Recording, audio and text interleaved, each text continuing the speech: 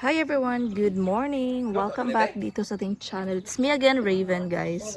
So, ayan, isi-share ko pala sa inyo itong mga succulent ko dito guys. Kasi, meron akong mga nilipat dito. Kung napapansin nyo, medyo, ano na sila, maramihan na sila dito. Compared nung dati, maraming mga space na vacant. So, ngayon, ay, meron ako mga nilipat dito guys, kagaya ni Dugong, kasi nung dati ay nandun siya sa maliit na mesa, tapos ngayon ayan, ito nilagay ko din dito guys. Ayan si Dugong. Ano pa ba yung nilagay ko dito? Ayan, at saka ayan. So nandito na sila ngayon guys. Ayan, tingnan nyo guys dito sa ilalim, ito yung ating pinaka mother plant na flapjack. Ayan guys, tingnan nyo sa gitna, meron na siyang mga new growth.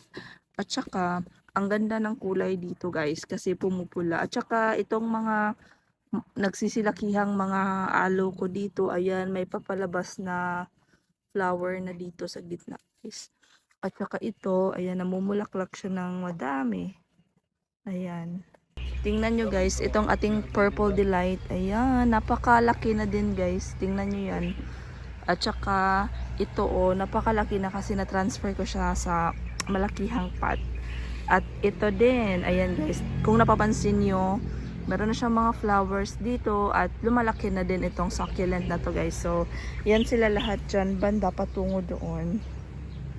'Di ba? Ito si Dugong din, lumalaki din siya dito guys. Ito yung unang dugong ko, tapos ito yung pangalawang dugong ko dito sa garden. Ayan, nagsisikulayan yung ating mga Laxiflora at saka yung ating campfire.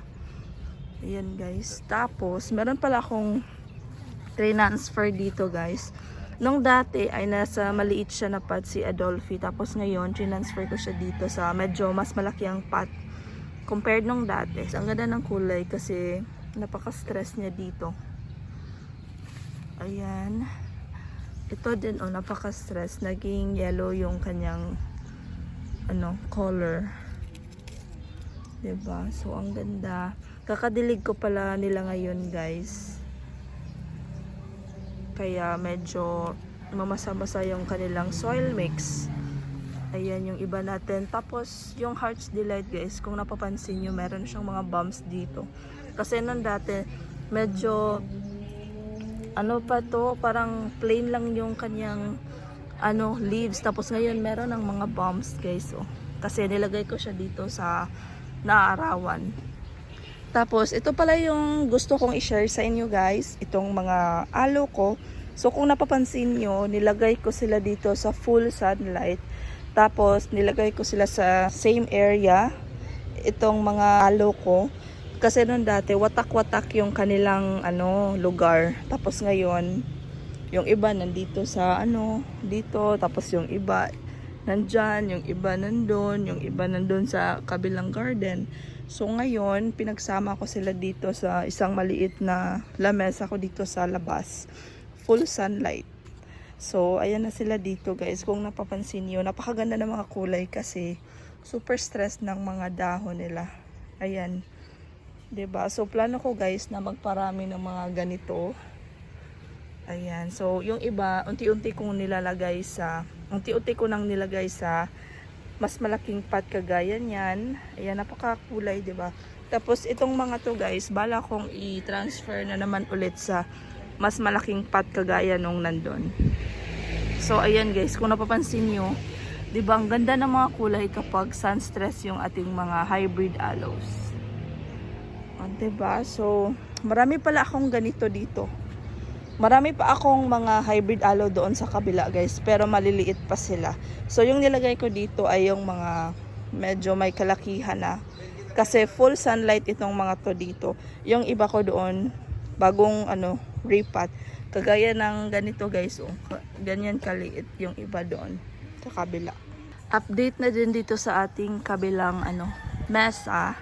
Ayan guys, kung napapansin niyo, nandito si Ellen. Ayan, ang ganda ni Ellen guys, no? Tinransfer ko siya dito kasi naka-receive dito banda ng full sunlight sa umaga. pagkadating ng 12 noon, shaded na lang guys. So, ito yung kulay sa mga Ellen ko ngayon. Kasi nung dati, nandun sila banda guys, yung Ellen ko. Green lang yung kulay nila doon. So, pag transfer ko dito, ayan, naging medyo pink na may pagka-violet yung kulay niya dito. Napakaganda ng kulay guys. Ayan.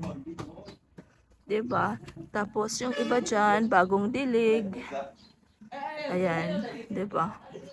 Mga bagong dilig itong mga succulents dito, guys. Nakatapos ko lang magdilig sa kanila. Tapos napagtripan kong mag-video kasi wala na akong ginagawa. O, 'di ba? Ang ganda ng mga kulay talaga, guys. Si Mensa pala tong succulent na to kasi nagpa-ID ako noon dati, nung isang vlog ko guys. 'Di ba? So, ayan si Mensa. Ang ganda. Ang ganda ng kulay, oh. Tingnan niyo yan. Ano ba yung ID niyan? Basta ito si Purple Haze. At saka yan si Aaron Pay. At saka ito. Transfer ko pala siya dito guys. Kasi nang dati naka full sunlight siya. Tapos ngayon transfer ko siya dito. Parang ilang days na to dito sa filtered sun. Ayan, diba? So, ayan, yung update. Tingnan nyo guys, ang ganda ng mga kulay, diba? Super init talaga dito kapag 12 noon. Ayan. Yung iba dyan, oh. Meron akong bagong tanim na variegated Worthia dito. Ayan, bagong lipat yan. Kasi nasa isang pot yung dalawa, tapos na-separate ko para maparami ko sila guys. So ayan yung maganda yung var guys, oh. Na Worthia. Tapos dito banda, ito lang yung medyo maganda yung var. Yung iba niyan ay walang variegation. Tapos dito, ayan, ito yung pinopropagate ko dati guys. So ngayon, napakabuhay ng tingnan. Saso! Ayan guys, yung aming cat. Saso!